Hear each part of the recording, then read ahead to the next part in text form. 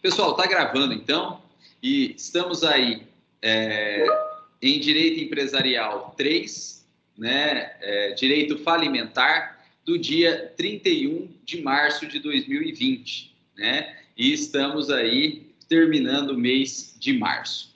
Pessoal, na semana passada, nós estávamos estudando o conceito de falência, né, depois as vantagens do processo falimentar, e depois aí, né, as hipóteses de falência, ou na verdade os requisitos de falência. E nós vimos que para requisito, né, que como requisito da falência, precisa aí de ser empresa, precisa da insolvência jurídica, que é diferente de insolvência econômica, né, e precisa de uma declaração judicial, uma sentença judicial.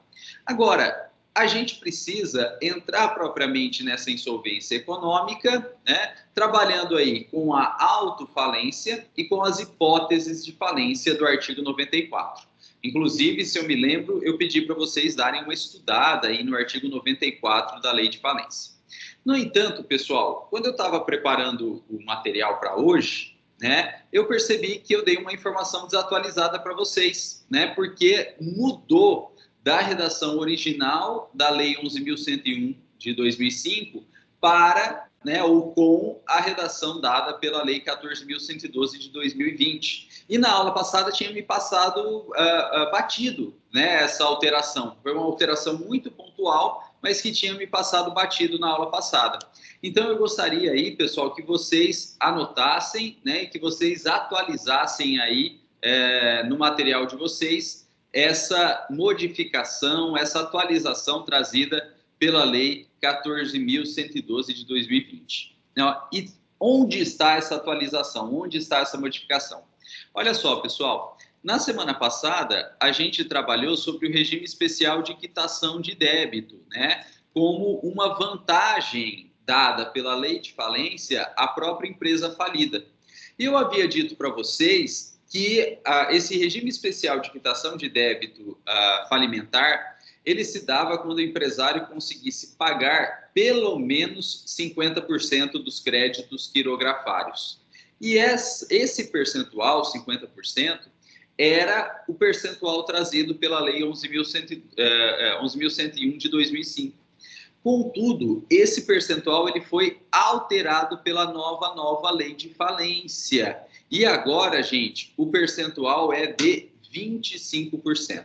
Então, hoje, a partir da Lei 14.112 de 2020, que entrou em vigor no dia 23 de janeiro de 2021, o regime especial de quitação de débito na falência, ele é de pelo menos 25% dos créditos quirografários. Então, o empresário hoje, ele só vai ter quitação total, se ele pagar pelo menos 25% dos créditos quirografários. Veja só, ele continua não precisando pagar tudo. Ele não paga tudo, mas ele tem quitação total pelo juiz. É uma vantagem que a lei de falência dá para o empresário falido, né? Contudo, veja que diminuiu o percentual. Antes, e ao diminuir o percentual, ele passou a ter que pagar mais, né? Veja que antes ele precisava pagar pelo menos 50% do crédito quirografário, né? Pelo menos 50% do crédito quirografário, né? E ele deixava de pagar outros 50%. Hoje, ele tem que pagar pelo menos 25% do crédito quirografário, né? Então, diminuiu aí o percentual. E ele deixa de pagar 75% do crédito quirografário. E a conclusão é que o Renan já chegou, ficou melhor para o falido, né? A lei facilitou ainda mais para o falido. Não é tanto assim, vamos ser sinceros, né?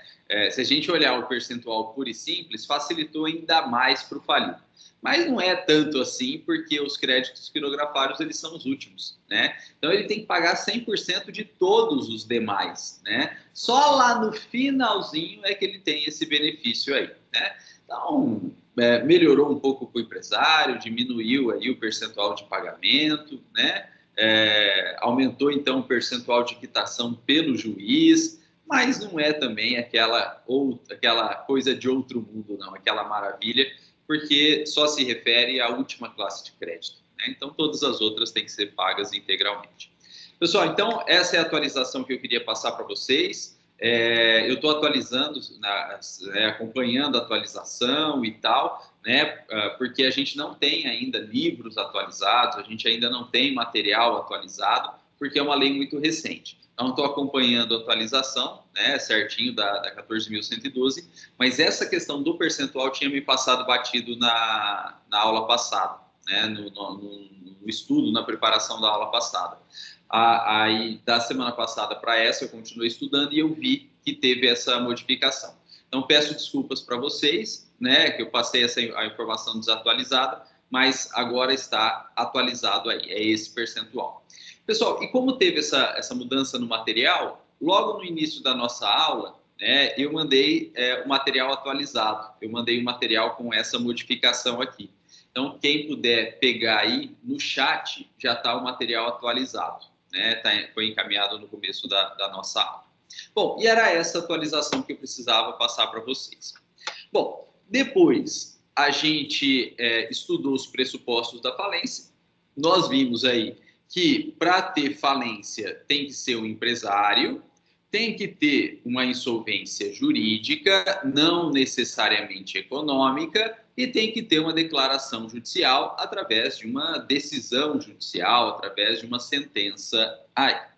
E nós, então, já estudamos a ideia de ter que ser empresário, e nós estávamos estudando na aula passada a ideia da insolvência jurídica.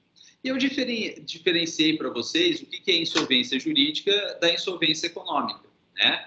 A gente pensa que, normalmente, para se ter falência, tem que chegar ao ponto de estar numa insolvência econômica, que é ter um passivo, ter mais dívida do que o ativo, do que patrimônio. Ou seja, nem vendendo todo o patrimônio paga todas as dívidas. A gente acha que tem que chegar a esse ponto para decretar a falência. Normalmente chega, né? Infelizmente, normalmente chega a esse ponto, sim. E é por isso que, como a grande maioria dos casos se tem de fato uma insolvência econômica, a gente acha que precisa da insolvência econômica para decretar a falência. No entanto, pessoal, a lei não exige atingir esse ponto de insolvência econômica para decretar a falência, né? Não precisa chegar ao ponto da insolvência econômica para decretar a falência. E, eventualmente, até uma empresa que não esteja em insolvência econômica, ela pode sim ter a sua falência decretada. É que, nesse caso, se decretar a falência de uma empresa que não está em insolvência econômica, ela vai pagar tudo. Né? Se decretar a falência de uma empresa que não está em insolvência econômica, beleza, decreta a falência e ela vai pagar tudo. Né? Então não tem problema, inclusive até melhor, né? Porque paga tudo aí, não sobra dívida nenhuma. Né? E por isso que para decretar a falência não precisa de insolvência econômica, né? Precisa de uma insolvência jurídica. Oi, Renan, fica à vontade. Professor, bom dia. Bom dia. Eu fiquei um pouco confuso quando eu fui ler a doutrina, porque ela comenta, por exemplo, sobre o que o senhor ainda vai falar, é o primeiro inciso sobre a impontualidade injustificada. Eu não preciso ter a falência ou eu não preciso ter a insolvência econômica para gerar a falência, mas se eu tiver insolvência econômica, eu vou ter falência. Pode ter falência, né? Porque a insolvência econômica não entra na impontualidade injustificada, ela Não? pode entrar nos atos de falência, né? Que é a terceira hipótese, né? Ah, Então, tá. ela não entra necessariamente, ela não entra na impontualidade injustificada, ela pode entrar no inciso 3, né? Que é os atos de falência. Né? Mas nós não vamos entrar nisso agora, né? Porque na verdade a gente nem teve aula sobre isso ainda, né? O que é impontualidade injustificada, o que é ato de falência. Então, aguarda um pouquinho a gente pergunta, porque talvez, né, a gente consiga responder no curso da aula. Se Tá. conseguir, beleza. Se não conseguir, você me pergunta de novo. Né? Não, Mas tá bom, tudo bem. a gente estaria passando o carro na frente dos bois. Tá certo. Bom, então vamos voltar aqui. O que precisa para a decretação da falência é a insolvência jurídica. E o que é insolvência jurídica? É a prática de um ato que enseja a decretação de falência. É mais ou menos como se fosse o direito penal, né? Como se fosse um crime aí, né? Por exemplo, o crime de homicídio. Quem mata alguém vai ter como pena a prisão, né? Quem lesa alguém vai ter como pena a prisão. Aqui, quem pratica um ato que a gente chama de insolvência jurídica, né, vai ter como consequência, como pena, a decretação da falência. Então, a insolvência jurídica, ela refere-se a um ato praticado pelo empresário cuja a consequência, cuja sanção é a decretação de falência daquela determinada empresa, independentemente da condição econômica daquela empresa, independentemente dela ter chegado ou não à insolvência econômica. E veja que, se ela praticou um ato previsto na lei como de insolvência jurídica, já enseja a decretação da falência, já decreta a falência. E o juiz nem vai ter que analisar as condições econômicas daquela empresa. Ele decreta a falência e acabou, né? E aí, na verdade, as condições econômicas, se ela está em insolvência econômica ou não, vai ser apurado até depois da decretação de falência da empresa. Bom, pessoal, e aí a gente precisa ver quais são esses atos de insolvência jurídica. E o primeiro ato de insolvência jurídica é a insolvência jurídica confessada pelo próprio empresário.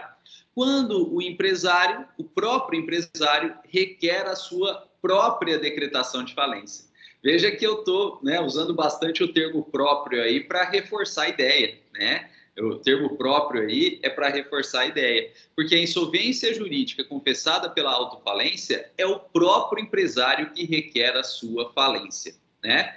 E veja aqui, pessoal, se o próprio empresário está requerendo a sua própria falência, não tem mais o que o juiz fazer, não tem mais o que o juiz processar, não tem mais o que o juiz analisar, né? O próprio empresário requereu a falência, acabou, né? O juiz vai decretar a falência imediatamente, sem qualquer perquirição sobre condição econômica dele ou não, né? Agora, claro, muito provavelmente, quando ele decretou a falência, ele está aí, né, em vias de insolvência econômica, mas nem interessa analisar, né? Nem interessa analisar. Pode ser que nem esteja, né? Pode ser que nem esteja. Né? E se ele requereu, então, a insolvência jurídica confessada pela autofalência, ele próprio requereu a sua falência, acabou. O juiz decreta a falência imediatamente. Pessoal, e aí quando a gente fala sobre isso, normalmente se pergunta, por que que o empresário faria isso? Né? Será que ele é maluco de requerer a sua autofalência? E a resposta é não, né, gente? Não é. Ele não é maluco, né? E a lei até incentiva que ele faça isso. E como que a lei incentiva e por que que ele faria isso? Justamente, né, por aquela hipótese especial de quitação dos créditos falimentares, né, que é hoje atualizado aí em 25% dos créditos quirografários. Né? Então, se ele requer a falência e consegue pagar pelo menos 25% dos créditos quirografários, ele tem quitação total. Ele não paga tudo, mas ele tem quitação total. Então, ele pode pedir a sua autofalência porque ele quer esse regime especial de quitação do débito.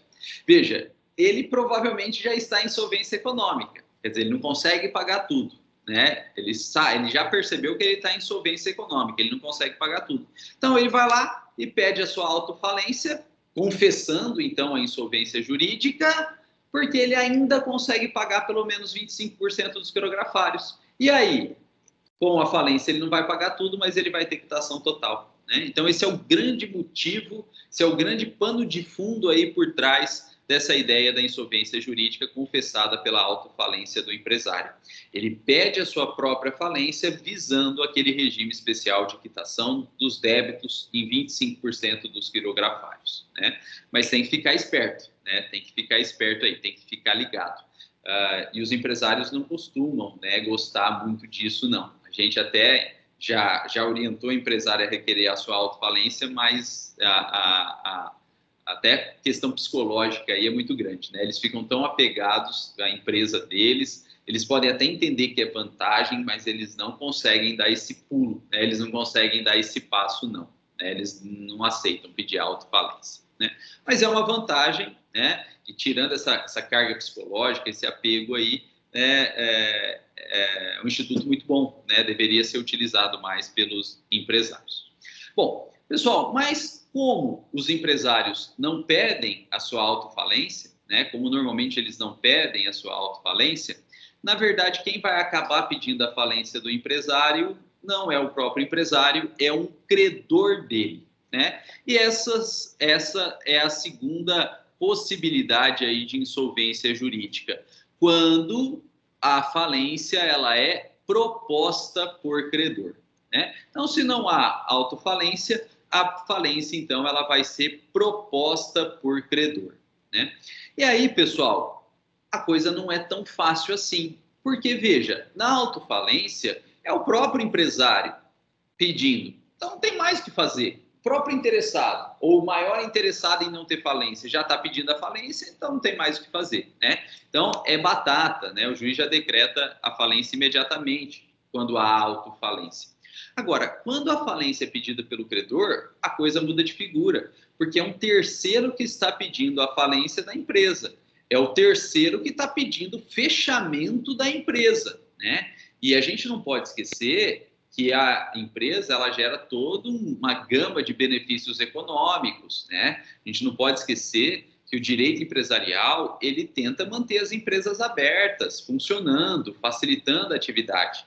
Então, veja, se o credor, um terceiro está pedindo, a coisa não pode ser tão fácil assim, porque a gente não quer pedidos de falência à torto e à direita, a gente não quer fechamento de empresas à torto e à direita, né? Então, a gente precisa ter um cuidado maior agora, quando a insolvência jurídica e o pedido de falência é feito por um terceiro, por um credor. E esse cuidado maior, né, esse cuidado maior no pedido de falência feito por terceiro, feito por credor, ele ocorre quando, então, a lei vai exigir alguns fatos, né? A lei vai exigir, de fato, né, alguns fatos que devem ser alegados pelo autor, que é o credor, que devem ser provados pelo autor e pelo credor, e uma vez, então, provados pelo credor, é que vão levar o juiz a decretar a falência da empresa. Esses fatos, né, que permitem o credor a requerer a falência e, uma vez provadas, levam o juiz a decretar a falência da empresa, recebem o nome de hipóteses de falência, né? De modo que o credor ele só pode pedir a falência de uma empresa se ele conseguir alegar e provar essas hipóteses de falência, né? E essas hipóteses de falência, a gente já comentou na aula passada, né? Inclusive o Renan já até fez perguntas sobre isso, estão previstas aí no artigo 94, incisos 1, 2 e 3 da Lei de Falência. E são elas: inciso 1, a impontualidade injustificada; inciso 2, a execução frustrada pela tríplice omissão; e inciso 3, os atos de falência, né? Então, o credor ele tem que alegar e provar as hipóteses de falência. Ele tem que alegar e provar impontualidade injustificada, ele tem que alegar e provar execução frustrada, ele tem que alegar e provar atos de falência. Se ele, então, alegar e provar essas hipóteses de falência, o juiz decreta a falência da empresa, né? E essa necessidade de alegar e provar uma dessas hipóteses de falência é justamente para estabelecer um cuidado maior, um controle maior ao credor, para que ele não saia pedindo a falência, né, de toda e qualquer empresa, à torta e à direita. Aí, né? Um controle maior que se impõe ao credor. Pessoal, primeira observação que é importante a respeito dessas hipóteses de falência. Olha só, elas são autônomas entre si. Elas são autônomas entre si. O que significa dizer que basta a ocorrência de uma delas que já enseja a decretação de falência. Então, se ocorrer impontualidade injustificada e só impontualidade injustificada, já decreta a falência da empresa, ainda que não ocorra execução frustrada e ato de falência. Se ocorrer só execução frustrada, já decreta a falência da empresa, ainda que não ocorra impontualidade injustificada e ato de falência.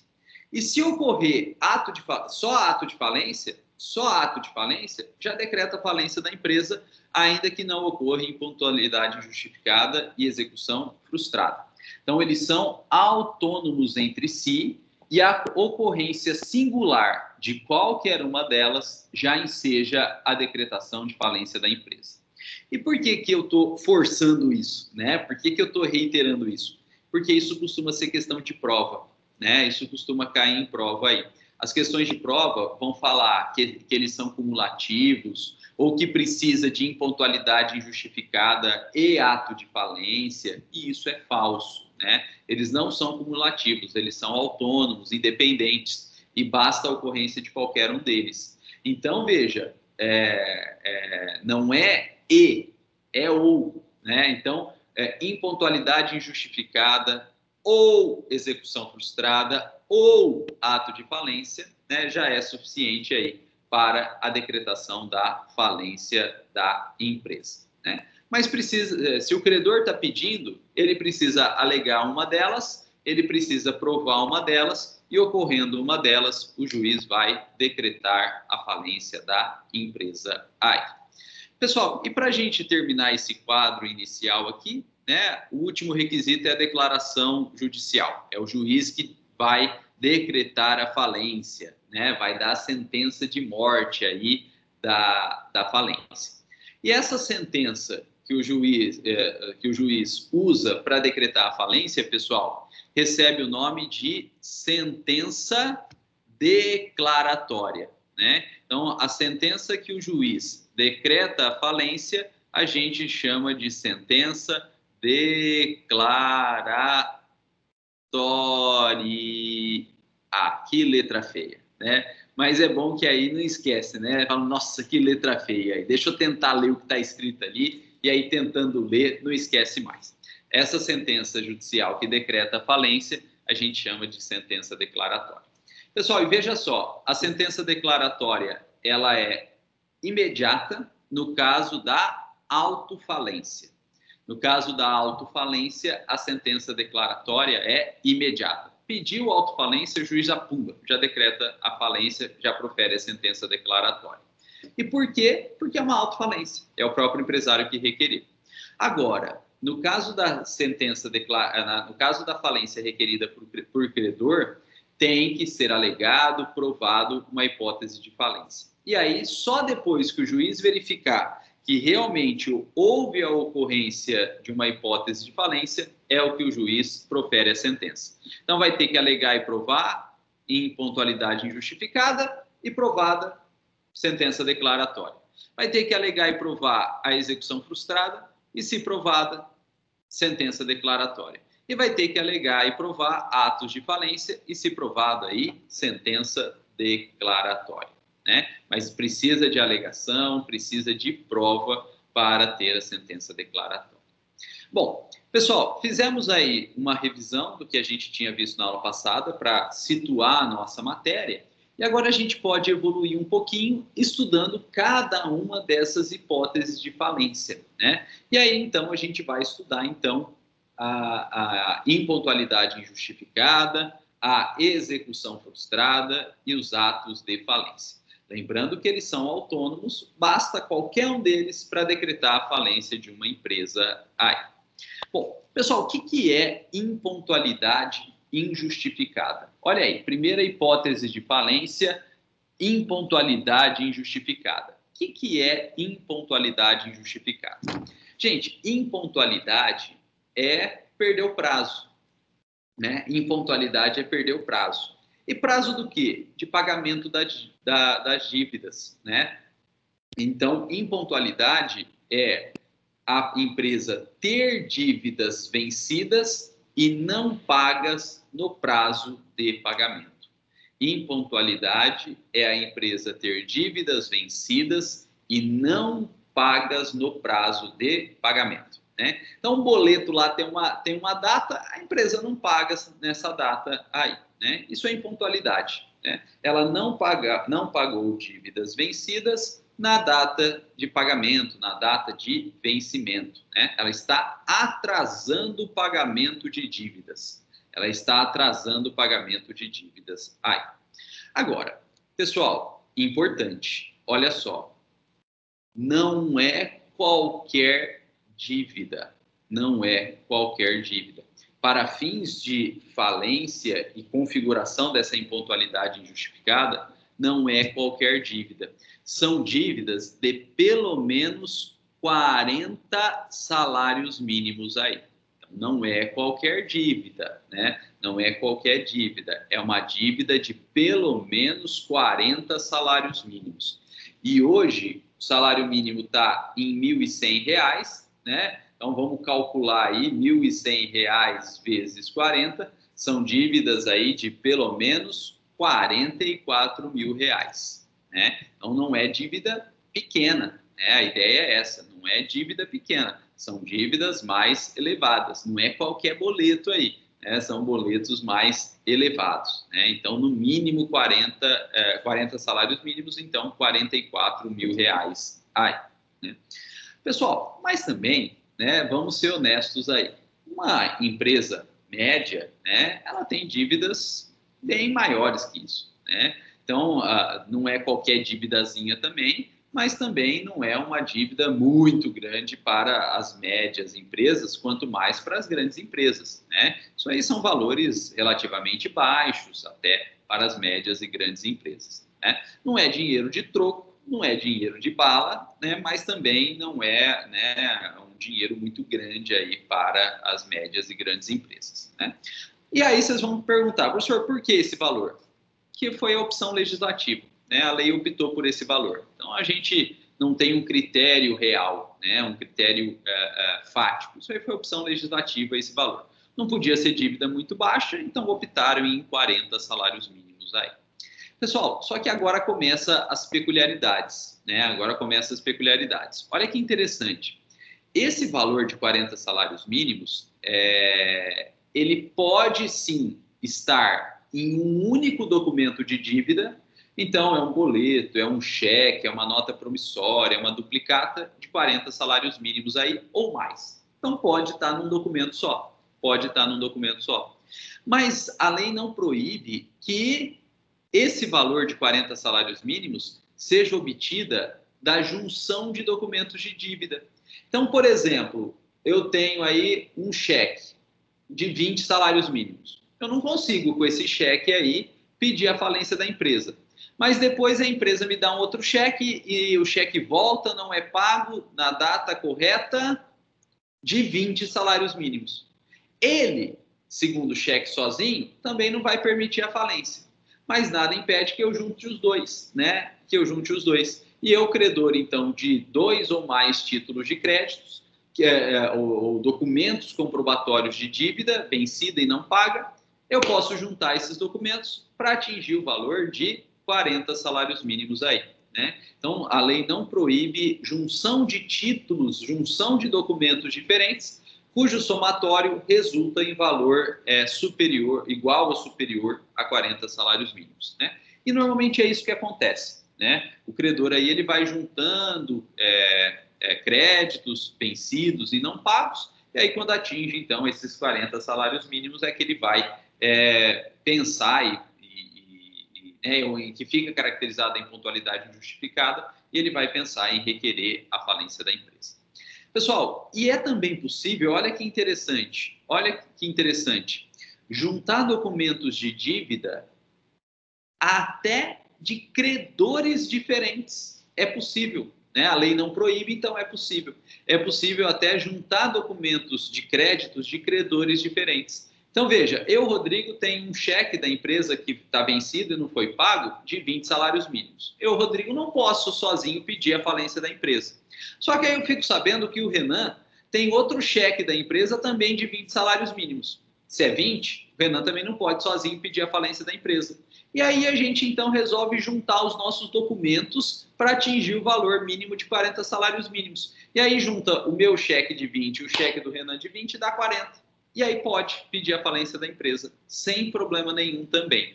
Agora, nesse caso, de junção de documentos de dívida de credores diferentes, é importante notar que o pedido de falência tem que ser feito pelos credores, por todos os credores que cederam dívida para juntar e formar os 40 salários mínimos, né? Então, nesse caso, o pedido de falência ele tem que ser feito por mim, Rodrigo, e pelo Renan em conjunto, né?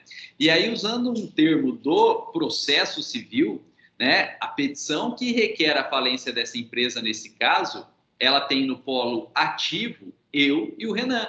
Então, nós estamos em litisconsórcio ativo, né? Então, se somar documentos de dívida de credores diferentes, o pedido de falência tem que ser feito em litisconsórcio ativo, né? Litisconsórcio ativo. Importante, pessoal, importante.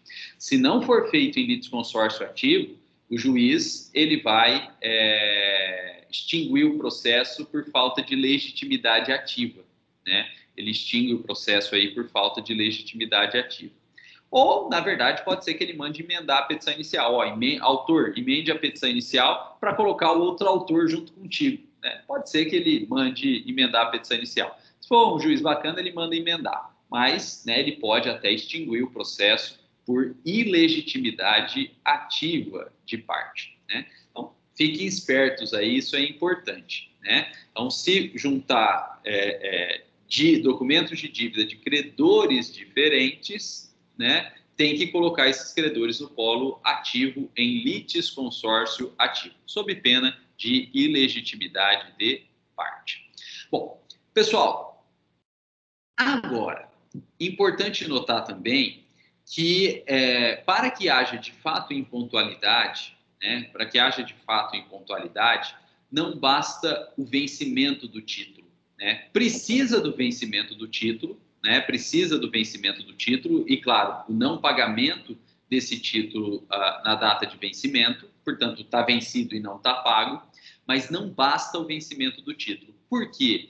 Porque se a ideia é requerer a falência da empresa por impontualidade injustificada, precisa, depois do vencimento, mas antes do requerimento da falência, protestar o título, protestar o documento de dívida, né? Então, se o credor ele quer de fato requerer a falência da empresa, ele precisa protestar o título. Então, ele vai ter que esperar o título se vencer e depois que o título se venceu, ele vai ter que protestar esse título aí, esse documento de dívida, né?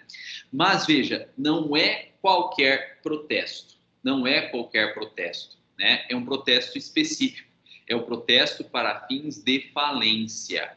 O protesto normal é o protesto por falta de pagamento, né? É o que normalmente se faz aí, o protesto por falta de pagamento. Ele é protesto, beleza, mas ele não serve para caracterizar a impontualidade injustificada, né? Ele não serve para requerer a falência. Então, o mero protesto por falta de pagamento não serve para requerer a falência. Tem que fazer um protesto específico, que é o protesto para fins de falência, né? Então, protesto para fins de falência. E aí o Renan perguntou se esse processo é feito em qual cartório? Cartório de protesto, né? Protesto é protesto, só que é um protesto específico, né? Que é o protesto para fins de falência, né? Então, vocês, né, o credor vai ter que levar o título, aí, o documento, no cartório distribuidor do protesto. O cartório distribuidor do protesto, hoje é tudo online, né? Então, o cartório distribuidor do protesto vai encaminhar para o cartório que vai realizar o protesto e, chegando lá no cartório onde vai realizar o protesto, o credor vai ter que pedir o protesto para fins de falência, né? É um protesto, né, feito igual aos outros protestos, só que é um protesto específico, protesto para fins de falência. Pessoal, e se o credor não pedir, né, era para saber, né? Bom, tudo bem, mas não se preocupem aí que a gente vai falar então mais sobre protesto no próximo semestre, né? No próximo semestre estuda-se títulos de crédito, né? E aí a gente fala um pouquinho mais sobre o protesto, né? Mas isso podia ter sido comentado, né?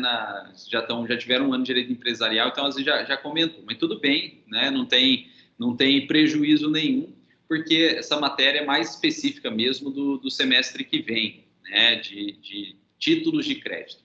Então, vou pedir aí que aguardem cenas dos próximos capítulos, né? E depois a gente vai entrar mais precisamente no protesto para fins de falência aí, né? Oi, Amanda, pode falar.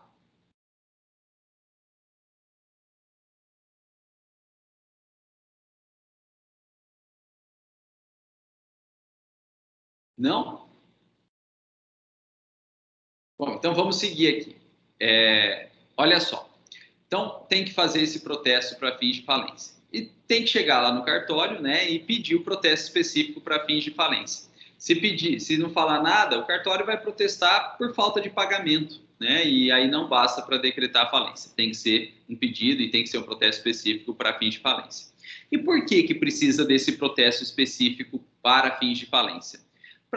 Como eu disse, né, a ideia aqui das hipóteses de falência é restringir o credor para ele não sair fazendo pedido de falência à torta e à direita, para a empresa não tomar pedido de falência à torta e à direita, né? Porque, claro, tomar um pedido de falência, se alguém ficar sabendo, isso é extremamente prejudicial para a empresa aí, né?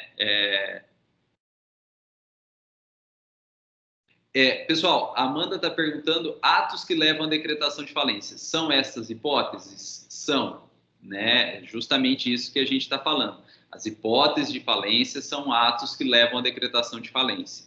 Só que tem que tomar cuidado, porque atos de falência, na verdade, é uma hipótese, né? Então, a hipótese é mais geral, né, que leva à decretação de falência, e dentro dessas hipóteses, né, uma das hipóteses são os atos de falência, né? Então, sim, mas tome cuidado com a terminologia que você usa, né? As hipóteses de falência Professor, são... Oi? Eu vou falar por aqui porque meu celular está um pouco bugado e não foi exatamente essa pergunta que eu fiz, eu me expressei mal. Eu queria saber se essas hipóteses, elas são atos de insolvência jurídica, se são através desses atos que a pessoa pode, no caso a pessoa não, a empresa pode ser levada à falência por conta desses atos. No caso, a insolvência jurídica, são esses atos, são essas hipóteses ou não? Ou tem algum outro exemplo? Não, a tua pergunta foi respondida no slide anterior. Olha, hipótese de falência, 2 pontos, impontualidade injustificada, execução frustrada e atos de falência. Cada um deles serve para a sentença declaratória, que é a declaração judicial. Então, sim, são esses atos. Tem outros? Não, né? Não tem outros, são esses. Aqui. Então, essas hipóteses já são atos praticados pela insolvência jurídica, já são atos da insolvência jurídica? Sim, né? Insolvência jurídica, 2 pontos, confessada ou quando proposta por credor. Hipótese de falência, sim, são atos de insolvência jurídica. Então tá joia. Obrigada. Imagina, né? Mas é a lógica do slide anterior à tua pergunta, né? Então vamos lá. Pessoal, então importante, né? Talvez eu não comentei isso aí. Essas hipóteses de falência, essas 3, elas são taxativas. É importante aí, né? Eu esqueci de comentar isso. Elas são taxativas. São elas, né? A insolvência jurídica é caracterizada pela hipótese de falência. A insolvência jurídica é caracterizada pela autofalência, porque é pedido pelo próprio falido. E a insolvência jurídica, ela é caracterizada, quando pedido pelo credor, por a prática, né, de uma hipótese de falência. Né? Então, agora ficou completo. Insolvência jurídica, setinha para autofalência, insolvência jurídica, setinha aí para quando proposta por credor, se caracteriza pela hipótese de falência. E cada uma delas gera sentença declaratória, e a sentença declaratória gera a declaração judicial aí. E, pessoal, essas hipóteses de falência, essas 3 hipóteses, elas são taxativas. Elas são taxativas. O que significa dizer que elas têm que ocorrer, né? E não tem outras. Né? São só essas, elas têm que ocorrer e não tem outras. Né? Então, é bastante restrito aí. Né? Agora, a gente vai ver que os atos de falência, que é a terceira hipótese, é bem amplo. Né? Então, a lei restringe, aí quando chega lá nas hipóteses de falência, ela abre aí, acaba ficando bastante amplo. Né? Bom, mas vamos voltar aqui na impontualidade injustificada. Então, impontualidade injustificada é o não pagamento de débito vencido no prazo de vencimento, né, de valor de, no mínimo, 40 salários mínimos, seja por um único documento de dívida, seja por vários documentos de dívida somados, atingindo 40 salários mínimos, permitindo, inclusive, a soma de documentos de credores diferentes, só que se isso ocorrer, todos os credores têm que estar no polo ativo da demanda, formando um litisconsórcio ativo, né? E claro, né, para que isso fique realmente caracterizado, depois do vencimento tem que fazer então um protesto específico, que é o protesto para fins de falência. E por que é um protesto específico para fins de falência? Para limitar um pouco o credor, né? Não é qualquer título, né? Não é qualquer protesto, é um protesto específico para fins de falência.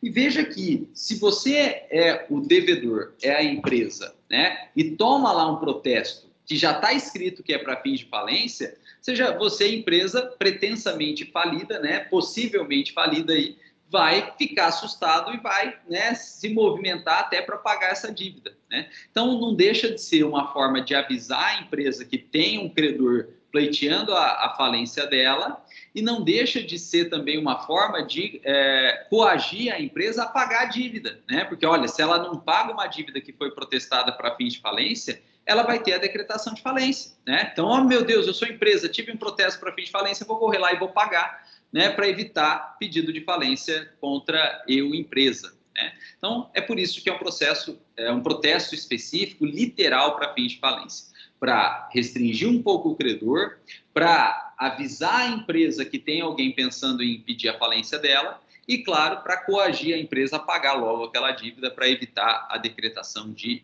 falência aí, né? Bom, pessoal, e com isso nós terminamos a ideia de impontualidade, né? Com isso nós terminamos a ideia de impontualidade, né? E só que a hipótese de falência não é só impontualidade, é impontualidade injustificada. E aí a gente vai ter que ver aqui o que significa injustificada. Pessoal, injustificada é não justificar, né? É não dar um fundamento, né? É a empresa, então, tomar um protesto para fins de falência e não se explicar por que ela não pagou, né? Não dar uma explicação, não dar uma fundamentação por que ela não pagou aí, né? Então, tem que protestar para fins de falência e a empresa não dar uma explicação pelo não pagamento, né? Não dar um pagamento. Pessoal, essas explicações não estão previstas em lei, até porque não teria como a lei prever todas as possíveis explicações, né? No entanto, olha que interessante, a lei dá alguns exemplos do que seria justificativa válida, né? A lei dá alguns exemplos aí do que seria justificativa válida. E esses exemplos estão no artigo 96 da Lei de Falência. E a lei fala lá, olha, é justificativa válida para não pagamento a falsidade do título, a prescrição do título, a nulidade da obrigação, o prévio pagamento, o vício no protesto, o pedido de recuperação judicial, a prévia cessação das atividades empresariais, né? Então, se a empresa, então, toma um protesto para fins de falência e apresenta uma dessas justificativas aqui, um rol exemplificativo, né? Ela, então, justificou o não pagamento. E se ela justificou o não pagamento, não teve impontualidade injustificada. Impontualidade até teve, mas foi justificada. E se não teve impontualidade injustificada, porque foi justificada, não vai poder decretar a falência da empresa, né? Então, se a empresa alega um desses motivos aqui, ó, falsidade do título, prescrição, nulidade da obrigação, pagamento, vício no protesto, recuperação judicial, prévia cessação das atividades empresariais, não pode decretar a falência da empresa, né? Nesse caso aqui, não vai poder decretar a falência da empresa. Aí, quando a gente fala sobre isso, sempre perguntam, professor, mas como que eu vou saber, né? Quem que vai analisar se foi justificada, se não foi justificada, se foi, na verdade, injustificada? Quem vai analisar? Pessoal, o próprio credor, né? O próprio credor. Se ele fez um protesto para fins de falência e a empresa apresenta, né, uma dessas justificativas aí, o credor nem pode pedir a falência da empresa, né? O credor nem pode pedir a falência da empresa, né? E se ele pedir? Se ele pedir, o juiz vai indeferir, né? Se o credor pedir a falência da empresa E apresentado uma dessas justificativas aqui, o juiz vai indeferir o pedido de falência, vai cortar o pedido de falência, não vai ter falência, né? Então, o credor nem pede, e se o credor der uma de maluco e pedir, o juiz indefere o pedido da falência. O juiz não vai decretar a falência por conta dessas justificativas aqui, né? Então, essa é a impontualidade injustificada. São dívidas vencidas e não pagas, de no mínimo 40 salários mínimos, podendo ser por um documento ou vários documentos, de um credor ou de vários credores, se vários credores em litisconsórcio ativo, com prévio protesto para fins de falência, em que não foi apresentado nenhuma justificativa, né? Ou não foi apresentada uma justificativa válida. E aí, então, feito o protesto e não apresentado justificativa ou não apresentado justificativa válida, o credor vai poder entrar com processo de falência, né? E claro, pessoal, toda essa documentação aí vai ter que ser juntado no pedido de falência. Vai ter que juntar os documentos de dívida, vai ter que juntar o documento de protesto, né? Se teve justificativa, vai ter que juntar o documento da justificativa para declará-la não válida, né? Então, toda essa documentação aí, ela tem que ser juntada no próprio processo de falência, né? No próprio pedido de falência, né? Tudo vai ter que ser juntado aí no pedido de falência. Bom, pessoal, e essa aí é a impontualidade injustificada. Essa é a impontualidade injustificada. Bom, mas e se não ocorrer impontualidade injustificada, será que pode ocorrer uma outra hipótese de falência? Pode. E a gente tem outra hipótese de falência, também autônoma aí, que é a execução frustrada. A próxima hipótese de falência aí é a execução frustrada. Execução frustrada. Pessoal, o que é a execução frustrada? É o não pagamento de dívida. Execução frustrada é o não pagamento de dívida. Aí vocês vão me perguntar, professor, mas isso não era impontualidade injustificada? Até era, mas aqui tem uma diferença. Na execução frustrada, esse não pagamento de dívida ocorreu dentro de um processo de execução já ajuizado, né? Então, na impontualidade injustificada, não tem execução, né? O credor não chegou a entrar com processo de execução individual. Agora, na execução frustrada, o credor já entrou com processo de execução individual e dentro desse processo de execução individual, o devedor, a empresa devedora, não pagou a dívida, né? Então, aqui a gente já tem até um processo de execução individual em que, dentro do processo de execução individual, não houve pagamento de dívida. Pessoal, e como aqui, na execução frustrada, já tem processo de execução individual tramitando e não houve pagamento, a lei entende que a conduta do empresário, né, que não pagou a dívida dentro de um processo de execução é muito mais grave do que era na época aí da impontualidade injustificada. E, consequentemente, por ser mais grave, na execução frustrada, a lei não exige valor mínimo. A lei não exige valor mínimo. Então, se o credor entrou com processo de execução e não recebeu dentro do processo de execução, não importa o valor, não se exige valor mínimo. Qualquer valor aí executado e não pago pela empresa enseja ou permite que esse credor requeira a falência da empresa, né? Então, aqui é muito mais drástico aí. Oi, Renan, pode falar.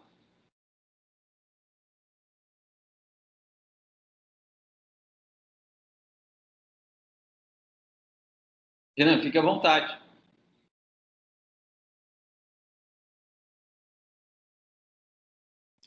Não? Então vamos seguir. Então aqui a execução frustrada ela é muito mais grave, né? Porque já teve um processo de execução individual e não foi pago, qualquer valor permite aí o pedido por falência. Agora, pessoal, tem que... Se você quiser falar, fique à vontade. Se não, puder abaixar a mão também, que aí eu não sei se você quer falar. Mas desculpa, professora, porque bem na hora que eu levantei a mão, o meu Wi-Fi caiu. Então, fique à vontade. Aqui, na execução frustrada, eu imaginei que ela não poderia chegar aos 40 salários mínimos, porque se a ação tiver chegado aos 40 salários mínimos, ela já vai ter sido decretada a falência antes, já que seria em pontualidade injustificada, certo? Errado, elas são autônomas entre si, uma não depende da outra, né? Você está raciocinando como se fosse uma dependente da outra, e não é. Tá, São entendi. autônoma e independente, não tem nada a ver, né? Então, aqui não tem... Então tem que ser autônoma. Elas são autônomas, né? Mas e se a autônoma já chegar aos 40 salários mínimos? São autônomas, você pede... Veja só, você tem 3 caminhos para seguir. E você pode seguir qualquer um deles, né? Você, credor, você tem 3 caminhos para seguir, né? Você pode seguir qualquer um deles. Se você não chegou a 40 salários mínimos, você não tem pontualidade justificada, é só execução frustrada. E se você já chegou aos 40 salários mínimos? Você pode seguir qualquer um deles, você pode pedir por execução frustrada ou em pontualidade justificada, tanto faz. Tá, não era só essa questão. Se chegasse aos 40 salários mínimos, eu já iria me encaixar, se eu tivesse protestado, já iria se encaixar lá em pontualidade injustificada. Tanto faz, é opção sua, você é o credor. São autônomos independentes entre si. Um não depende do outro, né? Então, não tem essa relação de dependência que você está criando aí. São autônomos, você escolhe qual que você quer. Você vê qual que você pode, você escolhe qual que você quer, né? É critério do credor. São opções que se dão ao credor, né? Ok. Pessoal, agora veja só. Mesmo que haja uma execução frustrada, qualquer valor de dívida não paga, precisa provar de fato que essa execução foi frustrada, que essa execução não levou ao pagamento da dívida. E aí, para fins de prova que a execução foi frustrada, que a execução não levou ao pagamento da dívida, a lei exige que tenha ocorrido a chamada tríplice omissão, né? Então, para provar de fato que foi uma execução frustrada, que não houve pagamento da dívida, tem que ficar provado uma tríplice omissão. E o que é tríplice omissão? Olha só, tem que ficar provado que não houve o pagamento, mas além disso, tem que ficar provado que a empresa não depositou dinheiro nos autos, que a empresa, né, executada não depositou dinheiro nos autos, e que a empresa executada também não indicou bens à penhora, né? Então tem que ficar provado falta de pagamento, falta de depósito, falta de indicação de bens à penhora. E é por isso, né, que a doutrina chama aí de tríplice omissão, né? Então, falta de pagamento, falta de depósito e falta de indicação de bens à penhora aí, né? E vocês vão me perguntar, como que prova isso, pessoal? Através de um documento chamado certidão de objeto e pé. Então, o credor, numa ação individual, ele vai ter que requerer a certidão de objeto e pé. E o que é certidão de objeto e pé? Certidão de objeto é o objeto do processo, é o que está ocorrendo naquele processo. Então, execução de dívida, aí, né? E vai trazer até o valor da dívida. E pé é o que pé que está, é que momento está, o que aconteceu naquele processo, né? Em que pé que está o processo? O que aconteceu naquele processo? E aí, né, o cartório vai certificar que naquele processo não houve pagamento, não houve indicação, não houve depósito e não houve indicação de bens à penhora, né? E vai ficar caracterizado então a tríplice omissão, né? Então, se um credor já tendo uma execução e não foi pago o crédito nessa execução, ele quiser pedir a falência da empresa, qualquer que seja o valor, ele pode, mas ele vai ter que ir lá no fórum, aí onde está tramitando o processo de execução, no cartório onde está tramitando o processo de execução e requerer aí a certidão de objeto e pé. E aí vale a pena já conversar no cartório e falar, olha, essa certidão de objeto e pé é para pedir falência da empresa. E se é para pedir a falência da empresa, né, para ficar caracterizado aí a execução frustrada, por favor, cartório, conste aí da certidão de objeto e pé a tríplice omissão, que não houve pagamento, que não houve depósito e não houve indicação de bens à penhora. Aí. Pessoal, e tendo essa certidão de objeto e pé, esse credor vai poder pedir a falência da empresa, né? E aí, claro, ele faz o pedido de falência, junta essa certidão de objeto e pé e ele provou que houve, de fato, execução frustrada.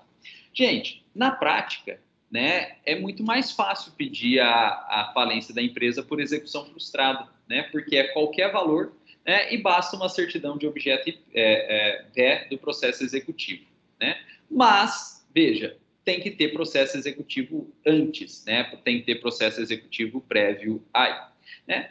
E aí, né, como eu comentei com o Renan, são opções que a lei dá. O credor vai ver aquilo que ele se encaixa, né, e ver o que é mais fácil para ele. Decretação de falência. Então, ele, credor, vai analisar o que é melhor para ele, onde ele se encaixa, ele vai fazer o pedido da forma que ele quiser, né? Não existe uma vinculação, né, ou uma hierarquia, ou uma sequência aí. Eles são autônomos, independentes entre si, o credor que escolhe qual que ele quer, qual que ele se adapta melhor aí, né? E essa é a execução frustrada aí. Essa execução frustrada. Pessoal, mas tem um terceiro ato de tem uma terceira hipótese de falência, que é o inciso terceiro, né? Que é o inciso terceiro, que são os atos de falência, Olha só, esse inciso terceiro, essas hipóteses de falência chamadas atos de falência, elas são bem mais abrangentes, elas são bem mais gerais aí, né? Só que, apesar de serem bem mais abrangentes, bem mais gerais, elas são mais raras na prática, né? Na prática, dificilmente alguém vai pedir a falência de uma empresa por ato de falência, né? Porque, apesar de serem mais abrangentes, mais gerais, elas dependem de prova, né? Elas dependem de prova. O credor, para pedir a falência de uma empresa por ato de falência, ele tem que provar esses atos de falência. E isso é muito difícil na prática, né? Então, os credores normalmente não partem por esse caminho aqui de fazer o pedido por ato de falência, né? Eles preferem aí a impontualidade injustificada ou execução frustrada, o que eles se adequarem, né, mais fácil, que eles se adequarem melhor aí, né? E normalmente, então, os pedidos de falência são por impontualidade injustificada ou por execução frustrada. Ato de falência que, apesar de mais abrangente, quase não acontece na prática por dificuldade probatória, né? Porque o credor tem que provar esses atos de falência. E o que são atos de falência, pessoal? Atos de falência são fraudes ou dilapidações patrimoniais, né? Então, para que haja um ato de falência, olha só, o credor tem que provar que a empresa está praticando fraudes financeiras ou está dilapidando patrimônio. Pessoal, o que é fraude financeira? Fraude financeira é desviar patrimônio. Então, está tirando dinheiro de dentro da empresa e entregando para os sócios ou entregando para terceiros laranjas aí, né? Isso é fraude financeira.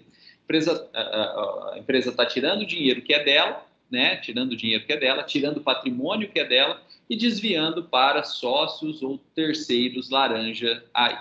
E veja que se a empresa estiver fazendo isso, ela está reduzindo o ativo dela.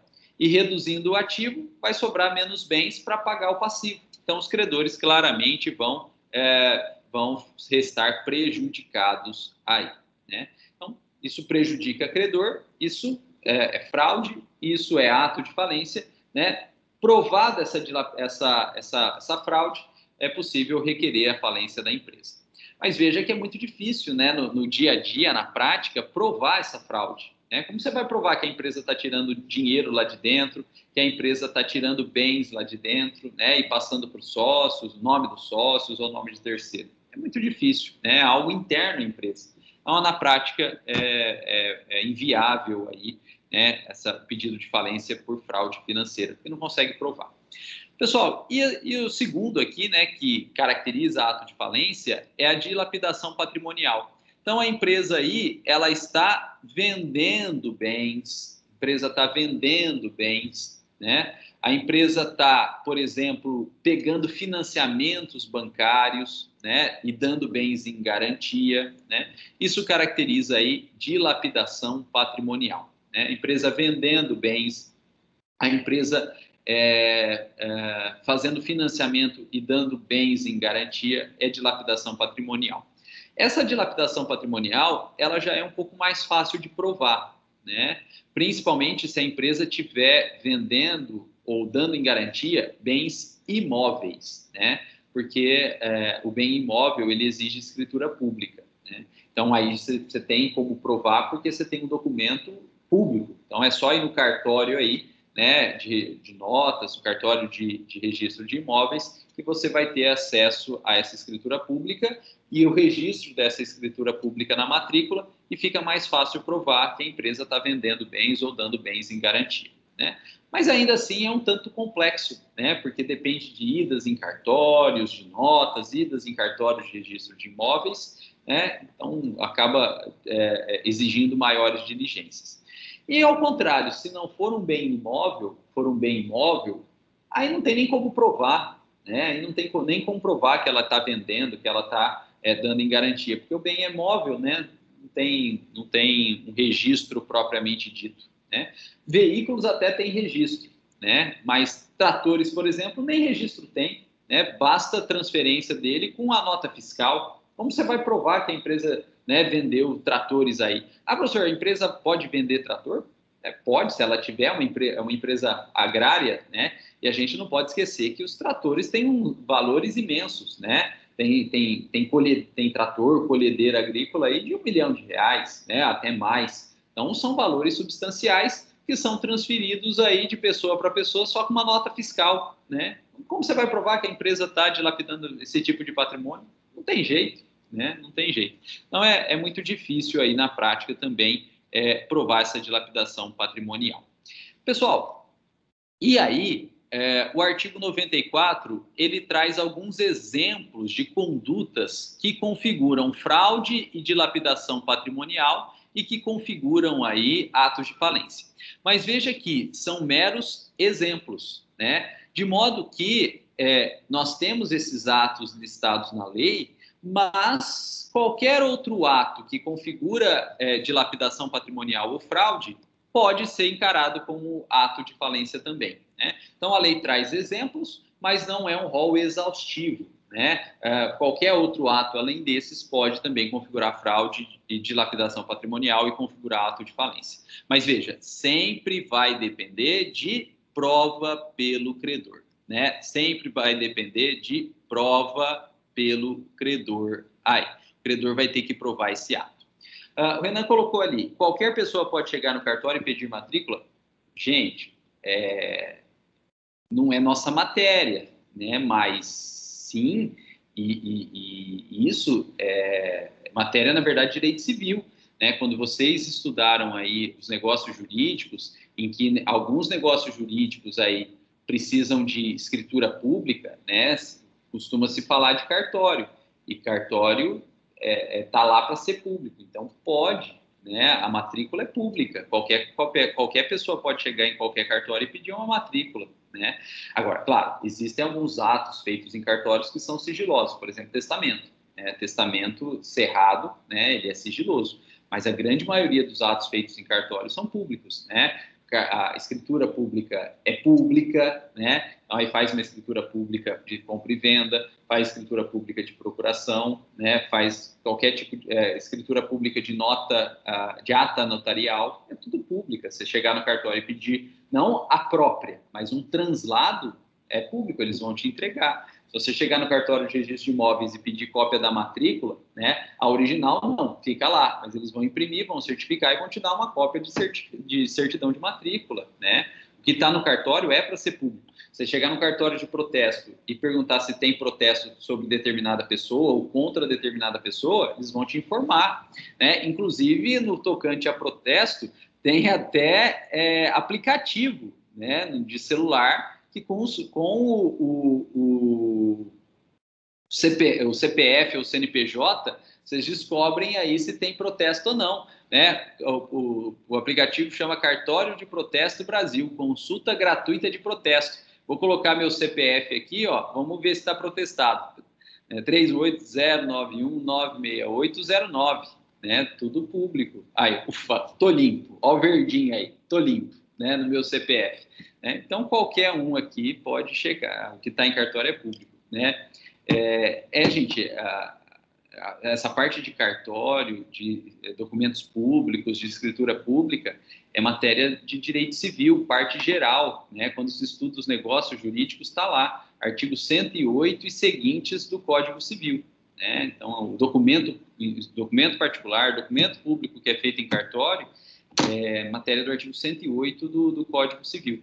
E também isso é comentado quando se fala em contratos em espécie, né? Principalmente o contrato de compra e venda, que o contrato de compra e venda de bem imóvel, ele exige, bem imóvel acima de 30 salários mínimos, ele exige escritura pública, né?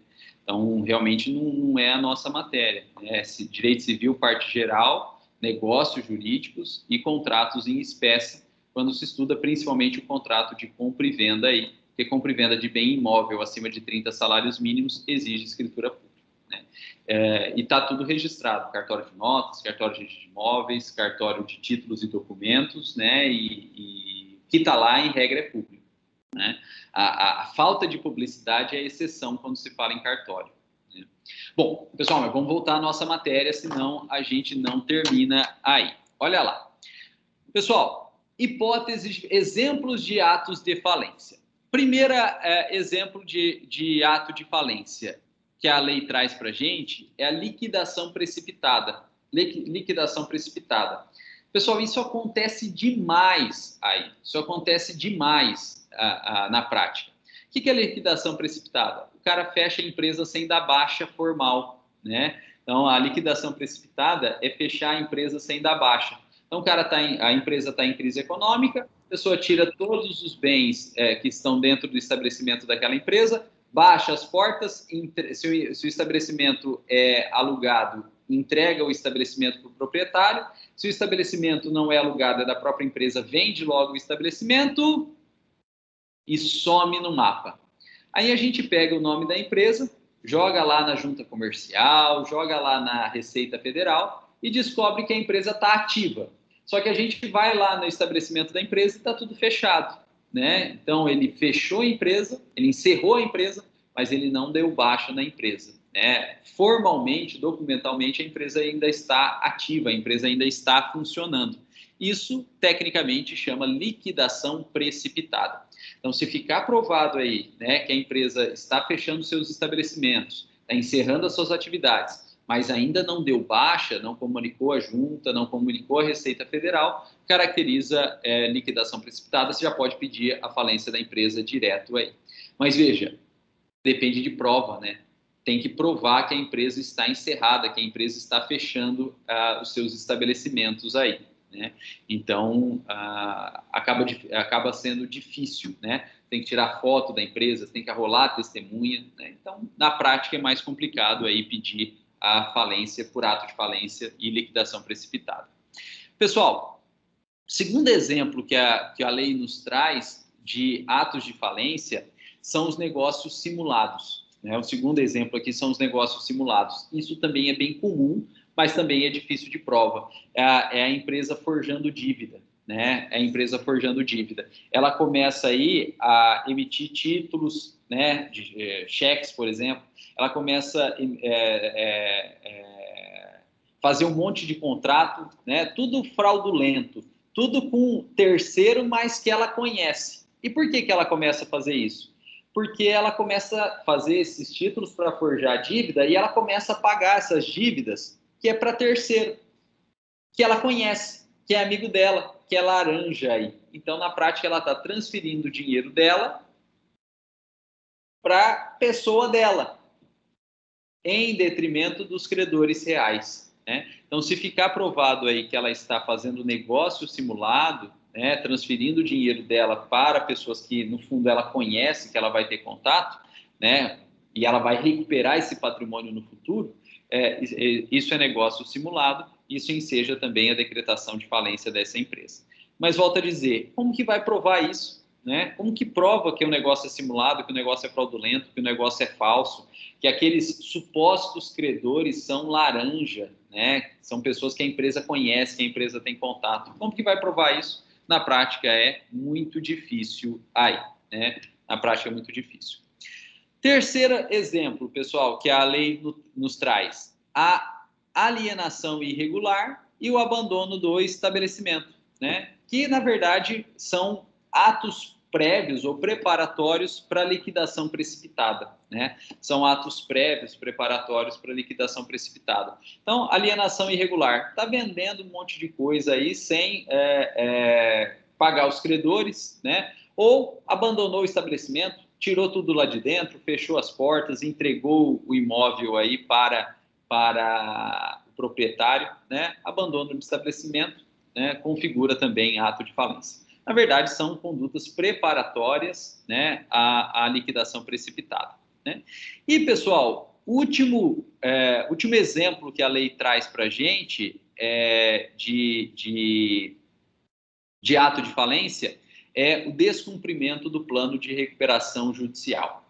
Então, veja, a empresa, ela pleiteou previamente recuperação judicial de empresa, apresentou o plano de recuperação, né, o que ela ia fazer, as condutas que ela ia fazer para tentar sanar a sua crise econômica, para tentar acabar com a sua crise econômica, e ela descumpriu. Então, aquilo que foi apresentado por ela, o próprio plano de recuperação que foi apresentado por ela, o que ela se propôs a fazer, ela descumpriu. Se ela descumpriu, então, aí não tem jeito, né? Isso configura também ato de falência e enseja a decretação de falência dessa empresa aí, né? Então, se a empresa está em recuperação, apresentou um plano e descumpriu esse plano, é possível a decretação de falência dessa empresa por ato de falência. Pessoal, e dentre essas hipóteses aqui, ou desses exemplos aqui de atos de falência, o que mais acontece na prática é justamente o descumprimento de plano de recuperação judicial. E por quê que é o que mais acontece na prática? Porque, na verdade, é mais fácil de provar, né? O plano de recuperação judicial, ele é um documento escrito e assinado pela própria empresa, né? E se a empresa está descumprindo o que ela documentou que ela faria, é mais fácil de provar, né? Então, na prática, é mais comum por questão de facilitação de prova aí, né? É o que mais acontece na prática. E, pessoal, nesse caso de descumprimento aí do plano de recuperação de empresa, né? Nesse caso de descumprimento de plano de recuperação de empresa, a lei nem fala em decretação de falência. A lei usa um termo, né, que é muito forte. A lei fala em convolação em falência, né? Se descumprir o plano de recuperação, a lei não fala nem em decretar, a lei fala em convolar em falência. Pessoal, e o que é a convolação em falência?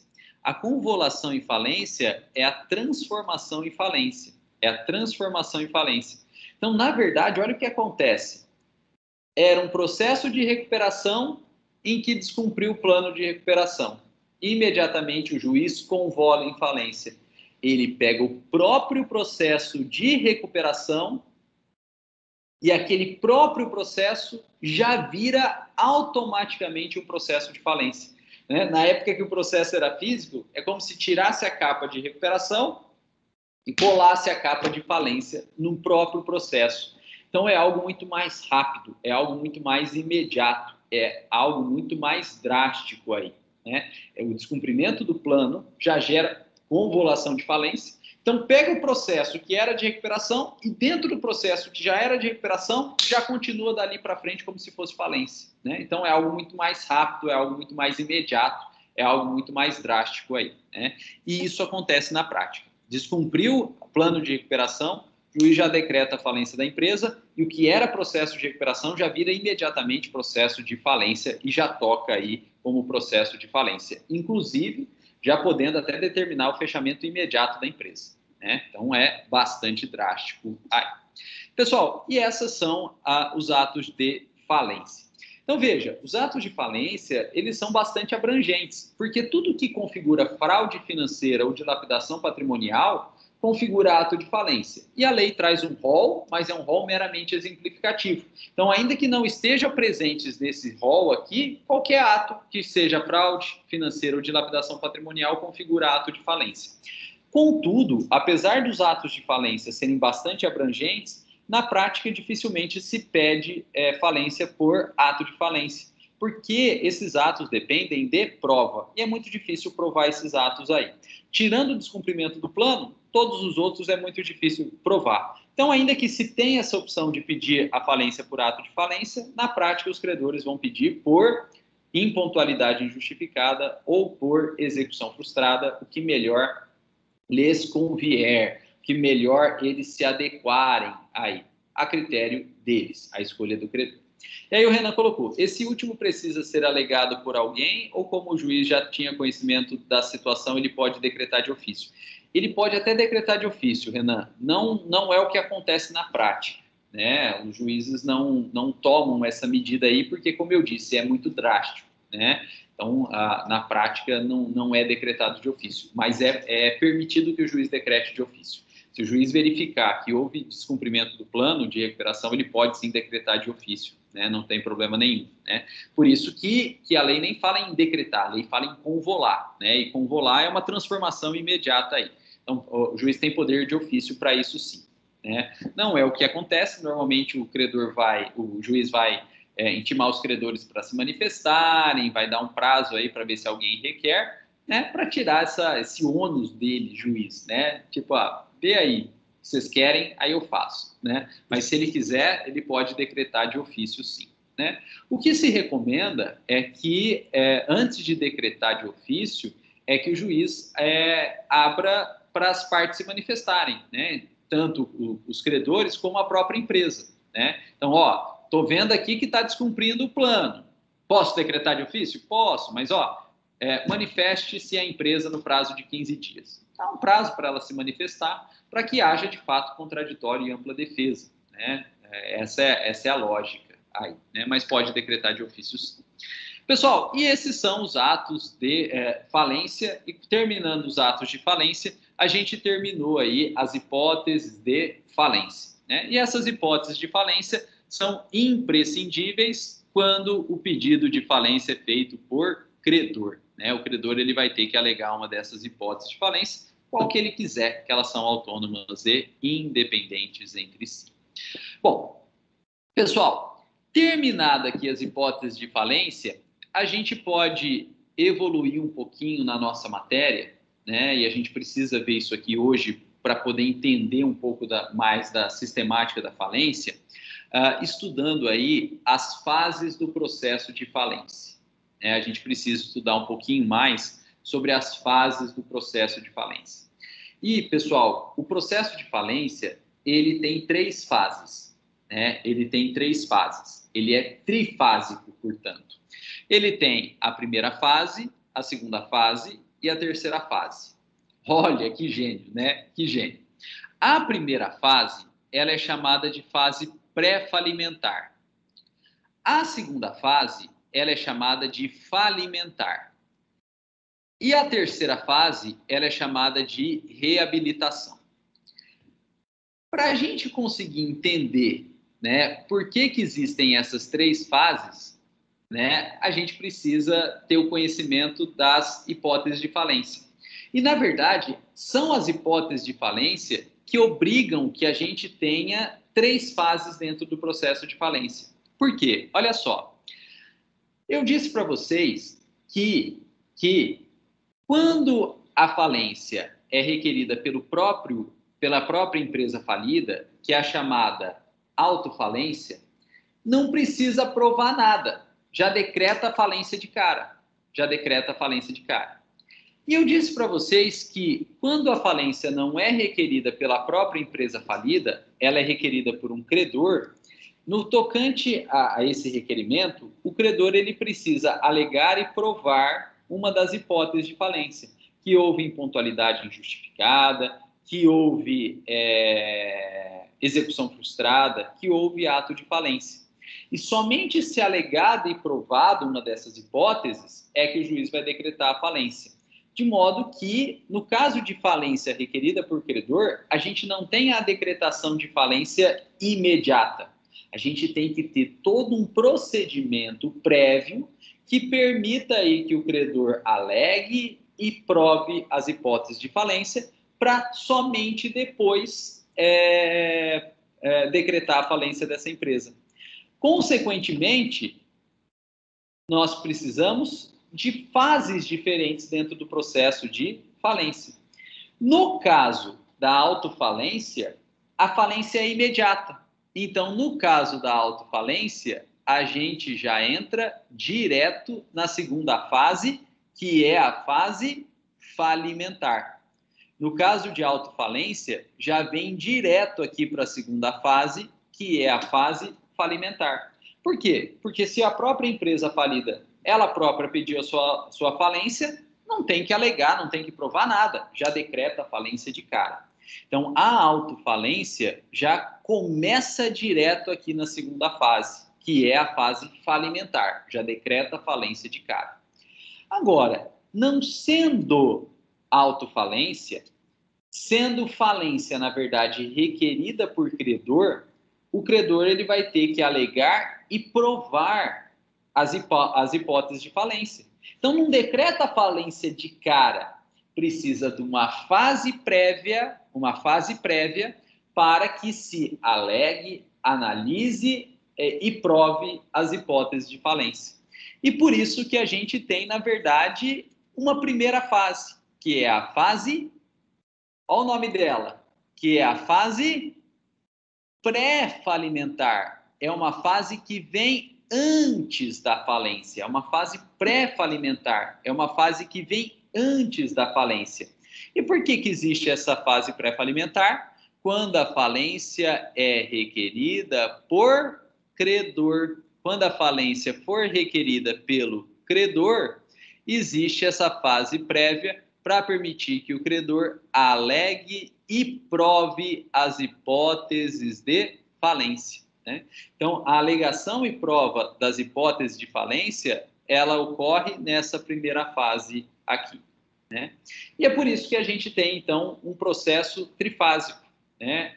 Porque os pedidos de falência são diversos, né? Por pessoas diferentes, e a gente precisa de um procedimento, então, que abarque essa diversidade de pedidos e de pessoas diferentes requerendo a falência de uma empresa.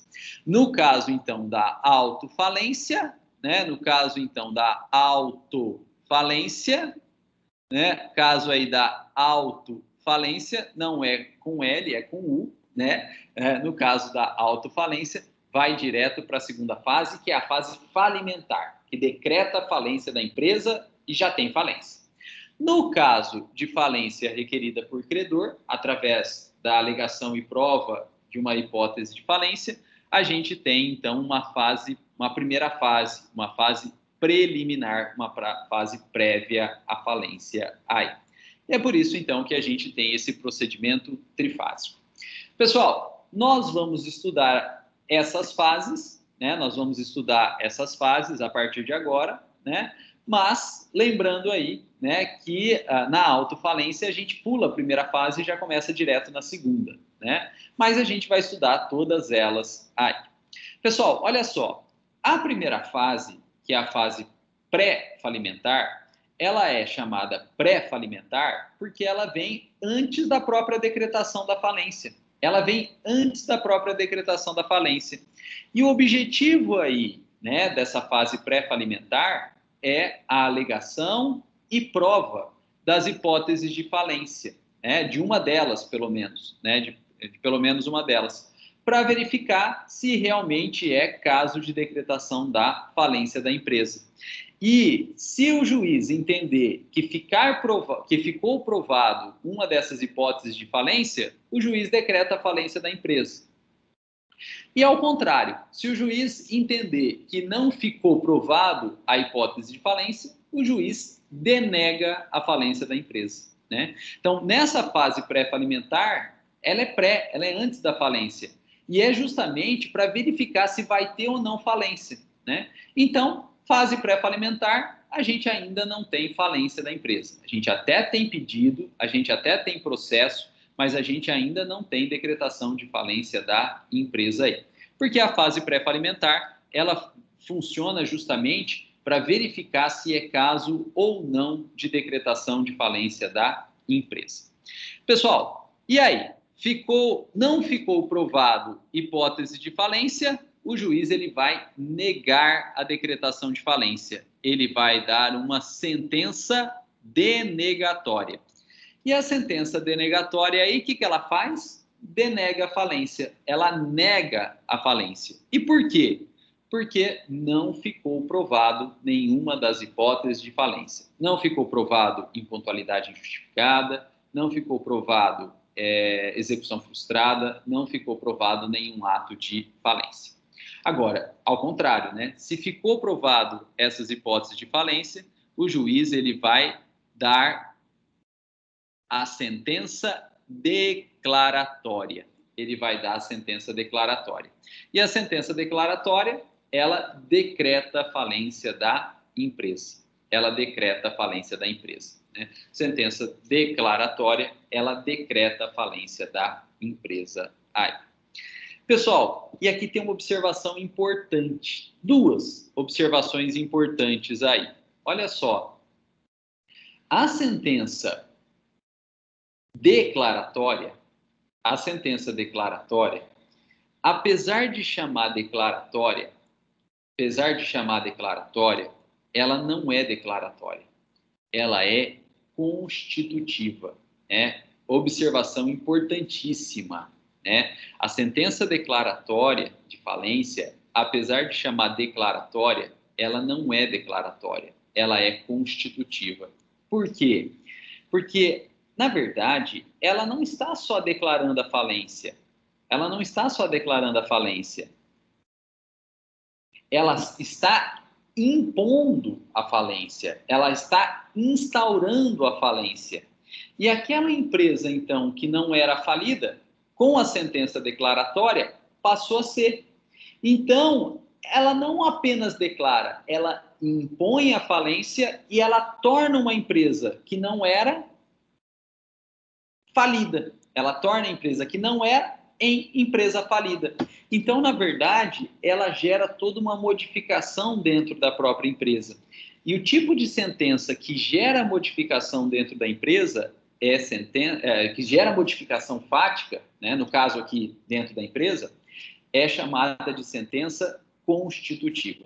Então, não se percam pelos termos aí, né? O nome dela tecnicamente é errado, né? A gente chama de declaratória, a lei chama de declaratória, mas tecnicamente está errado, né? Ela não é declaratória, ela é constitutiva. E por quê? Porque ela não se restringe apenas a declarar. Ela declara, tudo bem, mas ela impõe a falência e ela torna a empresa que não era falida em empresa falida, gerando, então, toda uma modificação fática dentro dessa empresa aí. E sentença que gera modificação fática é sentença constitutiva, né? Então, tecnicamente, a sentença declaratória não é declaratória, ela é constitutiva, né? Tem que tomar cuidado. Pessoal, e isso é bastante perguntado em prova, né? Como afronta até a lógica, né? Isso é bastante perguntado em prova, né? Então, se perguntado em prova a natureza jurídica da sentença declaratória, né? Vocês vão falar que, apesar de chamar declaratória, ela tem como natureza ser constitutiva. Ela é uma sentença constitutiva. Então, a sentença que declara a falência, que decreta a falência, ela é uma sentença constitutiva. Essa é a primeira observação. Pessoal, segunda observação importante. Olha só, essa sentença declaratória, ela vai nomear o administrador judicial, né? Então, quando o juiz declara a falência, decreta a falência, ele nomeia o administrador judicial, né? E a partir de então, quem que vai tomar as decisões naquela empresa é o administrador judicial, né? Quem vai cuidar daquela empresa, quem vai gerir aquela empresa é o administrador judicial, né? Então, a sentença declaratória, ela nomeia o administrador judicial, né? E a terceira observação importante é que, veja só, se houve a sentença declaratória decretando a falência da empresa, acabou a fase pré-falimentar, porque agora tem falência, decretou a falência, agora tem falência. Então, o que acontece? A sentença declaratória, ela põe fim à primeira fase, que é a fase pré-falimentar, e ela inicia a segunda fase, que é a fase falimentar, né? Então, a sentença declaratória, ela põe fim à primeira fase, que é a fase pré-falimentar, e ela imediatamente já inicia a segunda fase, que é a fase falimentar. Né? Então, a fase falimentar, ela se inicia com a sentença declaratória de falência. Pessoal, e aqui a gente tem uma observação, uma quarta observação, que também tem que tomar muito cuidado, porque também afronta a lógica jurídica, né? A gente tem uma quarta observação aqui, que a gente tem que tomar muito cuidado, porque também afronta a lógica jurídica. Pelo seguinte, olha só, olha que maluco, olha só. A sentença declaratória, ela então decreta a falência, encerrando a primeira fase, mas já imediatamente iniciando a segunda fase. Sendo assim, ela põe fim à primeira fase, mas não põe fim ao processo de falência, porque o processo de falência vai continuar na segunda fase, que é a fase falimentar. Consequentemente, antes dela tem processo e depois dela tem processo. E ela está, então, no meio do processo. De modo que, se a gente for analisar tecnicamente, ela nem é sentença. A sentença declaratória, tecnicamente, ela nem é sentença. Porque sentença é aquilo que põe fim ao processo. E o processo não terminou com ela, porque antes dela tinha processo, que é a primeira fase, a fase pré-falimentar. E proferida a sentença declaratória, decretando a falência, depois dela vai ter processo também, que é a segunda fase, que é a fase falimentar. Então, ela tecnicamente não põe fim ao processo, ela nem é sentença. Ela é, na verdade, tecnicamente, uma decisão interlocutória. Olha que maluco. Apesar de chamar sentença declaratória, ela, na verdade, nem é sentença. Ela, tecnicamente, é uma decisão interlocutória. E aí vocês vão perguntar, beleza, professor, é decisão interlocutória porque está no meio, entre a primeira e a segunda fase. É isso. Mas qual que é a relevância disso? Qual que é a relevância disso? A relevância, pessoal, é no tocante ao recurso cabível contra a sentença declaratória de falência. Porque, se fosse de fato uma sentença, o recurso cabível seria o recurso de apelação. Se a sentença declaratória fosse de fato uma sentença, como toda sentença, o recurso cabível seria o recurso de apelação. Só que a sentença declaratória não é uma sentença, ela é uma decisão interlocutória. E contra a decisão interlocutória, olha a mãozinha, não cabe recurso de apelação. Não cabe recurso de apelação. Contra a sentença declaratória, que é uma decisão interlocutória, e como toda e qualquer decisão interlocutória, cabe recurso de agravo de instrumento. Cabe recurso de agravo de instrumento. Então, a sentença declaratória, ela não é apelável. Ela não é apelável. Ela é agravável. A sentença declaratória, ela é agravável. Pessoal, isso não cai em prova. Isso não cai em prova. Isso despenca em prova.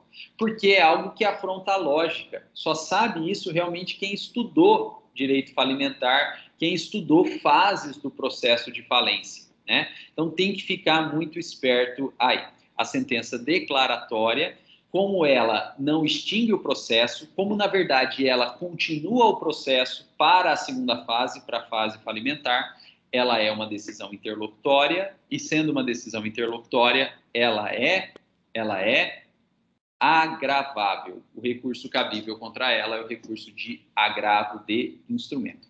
Ah, professor, se eu usar apelação, você errou no recurso, você usou um recurso, então, incabível, né? E o recurso, então, ele não vai ser admitido. O recurso de apelação, ele não vai ser admitido, né? É caracterizado até erro crasso, né, caracterizado até erro crasso. Então, tem que entrar com o recurso correto, que é o recurso de agravo de instrumento. Pessoal, e aí?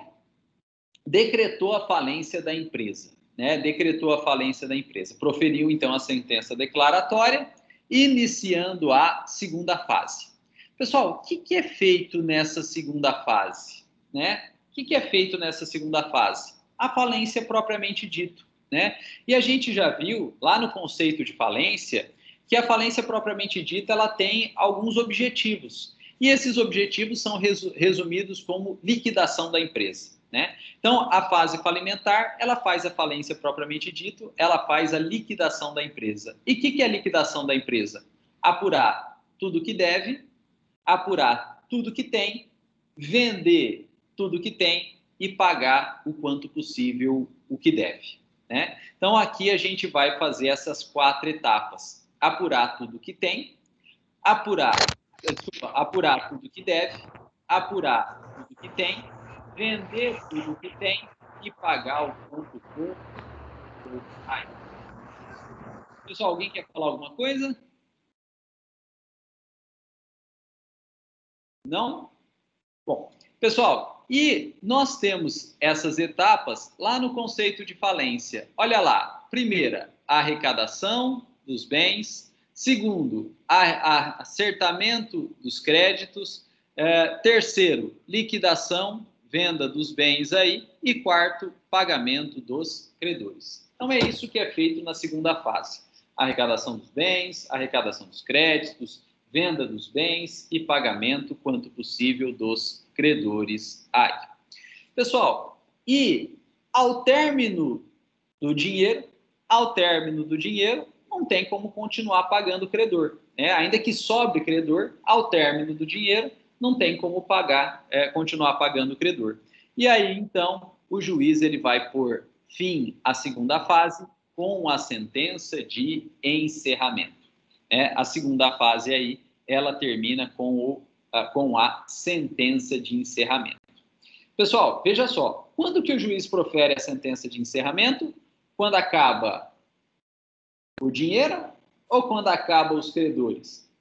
O juiz profere a sentença de encerramento quando acaba o dinheiro, ainda que sobrem credores. Porque se acabou o dinheiro, não tem mais como pagar ninguém, né? Então, infelizmente, sobra credor, coitados, vão ficar a ver navios, não vão receber. Mas o juiz, acabando o dinheiro, ainda que sobre credor, o juiz profere a sentença de encerramento. Pessoal, então veja só, olha que interessante. A primeira fase, ela começa com a petição inicial do credor, né? A primeira fase, ela começa com a petição inicial do credor. E ela se processa, né? Ela continua até a sentença declaratória. A sentença declaratória põe fim à primeira fase e já inicia a segunda fase, que é a fase falimentar. A fase falimentar, ela se processa com a liquidação da empresa, apurando os bens, apurando os créditos, vendendo os bens e pagando os credores quanto possível, e ela termina aí, quando acaba o dinheiro, ela termina com a sentença de encerramento, né? Ela termina com a sentença de encerramento. E aí, então, a gente terminou a segunda fase de falência. Mas vocês vão perguntar, professor, se a segunda fase de falência já pagou o que foi possível e até já proferiu uma sentença de encerramento, por que existe a terceira fase? Por que existe a terceira fase? Pessoal, a terceira fase, ela existe porque, olha só, quando o juiz profere lá no término da primeira fase, olha aí, quando o juiz profere lá no término da primeira fase a sentença declaratória de falência, decretando a falência da empresa, o juiz ele vai proibir os sócios de exercer atividade empresarial. Decretou a falência da empresa, o juiz já imediatamente proíbe os sócios de exercer atividade empresarial. Por quê? Porque já quebraram uma empresa, não vamos deixar eles aí no mercado para quebrar outra, né? Então, decretou a falência da empresa, o juiz já proíbe o exercício da atividade empresarial. Sócios ficam proibidos de exercer atividade empresarial. E essa proibição perdura pelo fim da primeira fase, por toda a segunda fase, inclusive na sentença de encerramento. Agora, se encerrou a falência, também não é justo que essa proibição de exercer a atividade empresarial perdure por muito tempo. E é por isso que existe a terceira fase, que é a fase de reabilitação. Deu para entender o nome da terceira fase? Reabilitação. Terceira fase é chamada de fase de reabilitação, porque é nessa terceira fase que os sócios vão pedir a sua reabilitação. E o que é reabilitação? É a revogação da proibição para exercer atividade empresarial, né? É, então, a permissão para que os sócios, então, possam voltar a exercer a atividade empresarial, né? Então, essa é a terceira fase, né? A fase, então, que os sócios vão poder pleitear aí a sua volta, né, a exercer a atividade empresarial. Pessoal, e já encerrando a aula, dado o adiantado da hora, mas eu tenho que comentar isso agora. Olha só, nós tivemos uma mudança muito grande na Lei 14.112, nessa terceira fase, né? Essa terceira fase aí, ela mudou muito com a Lei 14.112. E olha só, na redação anterior, essa terceira fase, ela demorava de 5 a até 10 anos depois da sentença de encerramento. Então, o sócio tinha a sentença de encerramento, mas ele tinha que esperar de 5 até 10 anos para poder pleitear a terceira fase, que era a sua reabilitação, né? E, portanto, demorava demais, ficava tudo travado aí. O sócio até queria voltar a exercer atividade empresarial, queria empreender, queria abrir novas empresas, mas ficava preso por 5 a 10 anos aí. A nova lei de falência, né, a Lei 14.112 de 2020, mudou. E hoje, pessoal, essa fase de reabilitação, ela pode ser pleiteada em apenas 3 anos contados da sentença de encerramento, né? Então, a Lei 14.112, ela diminuiu drasticamente o prazo. Ela antecipou drasticamente o momento da terceira fase, o momento de reabilitação. Então, hoje, teve a sentença de encerramento, espera-se 3 anos e já pode iniciar a terceira fase para reabilitar os sócios aí, né? Então, a terceira fase hoje, ela tem um prazo de apenas 3 anos contados a partir da sentença de encerramento, né? Proferida, então, a sentença de encerramento, só 3 anos já pode pleitear a reabilitação, e depois desse prazo, então, pleiteada a reabilitação, o juiz ele profere uma sentença de reabilitação. Pessoal, e essa sentença de reabilitação permite que os sócios voltem a exercer a atividade empresarial e põe fim à terceira fase, e aí põe fim a todas, né, a todas as fases do processo de falência. Põe fim por completo ao processo de falência, né? E com isso a gente conclui que o processo de falência ele tem 3 fases e cada uma delas é encerrada por uma sentença diferente. A primeira fase é encerrada pela sentença declaratória, que já inicia a segunda fase. A segunda fase é encerrada pela sentença de encerramento, que após 3 anos inicia a terceira fase. E a terceira fase é encerrada pela sentença de reabilitação. E aí a sentença de reabilitação põe fim à terceira fase e põe fim a todo o processo de falência aqui. Pessoal, eu vou interromper a gravação, né, para o vídeo não ficar muito longo, agradecendo a presença e a paciência de vocês, mas continuo aqui, né, em caso de dúvidas, comentários,